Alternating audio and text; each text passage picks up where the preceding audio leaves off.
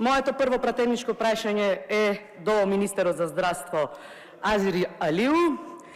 Имено се работи за еден проблем кој се пролонгира веќе 6 месеци, односно се работи за доцнење на тендерот за набавка на лекот фактор 8 за лицата со хемофилија.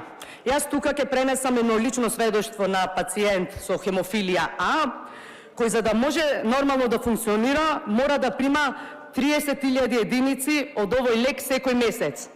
Но, според неговите информации, од мај минатата година, поради раскинување на тендерот, воведени се рестрикции за овој лек, поради што пациентот, наместо потребните 30.000 единици, моментално прима само 5.000 единици месечно.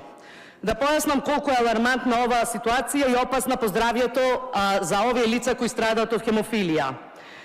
Со оваа рестрикција на доза, лицето со хемофилија буквално е врзано за кревет повеќе од 6 месеци, затоа што не може да врши никакви базични работи кои се потребни за нормално функционирање, буквално пациентот не може ниту кола да вози.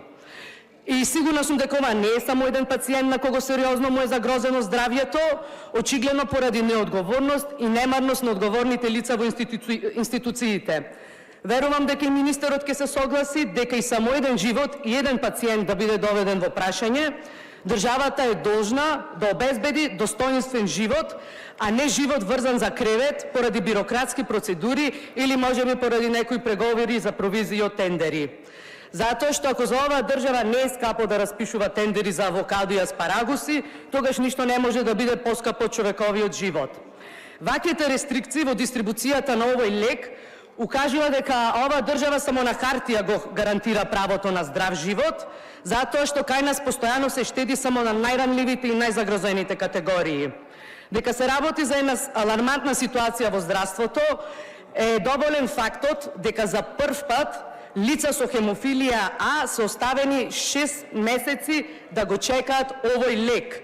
Ова не е моја констатација, туку ова е констатација на лицата со хемофилија кои со години редовно го примаат овој лек.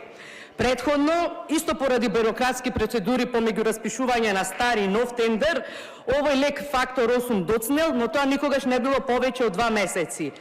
Значи, наместо унапредување на здравствените услуги, факт е дека моментално со ова влада ние имаме деградирање и на онака руинираното државно здравство. И сега, бидејќи одговорноста не може да се крие само позади системот и позади бирократијата, зашто што таа бирократија и тој систем 35 години се креираат во овој законодавен дом, дајте да лоцираме каде е одговорноста. Со Институтот за трансфузионна медицина раководи директорот Амир Елези, кој е поставен од оваа владеачка коалиција. Министерот во интервју потврди дека е во комуникација со директорот и дека лекот ќе биде набавен.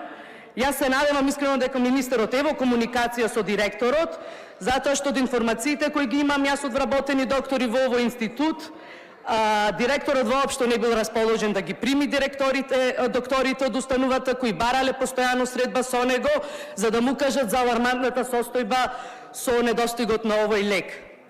Левица од оваа одговорница и претходно го спореше изборот на овој директор, затоа што Законот за безбедност во снабдување со крв предвидува во член 7 дека за директор на оваа институција може да се постави специјалист, трансфузиолог, кој има најмалку 2 години работно искуство во областа.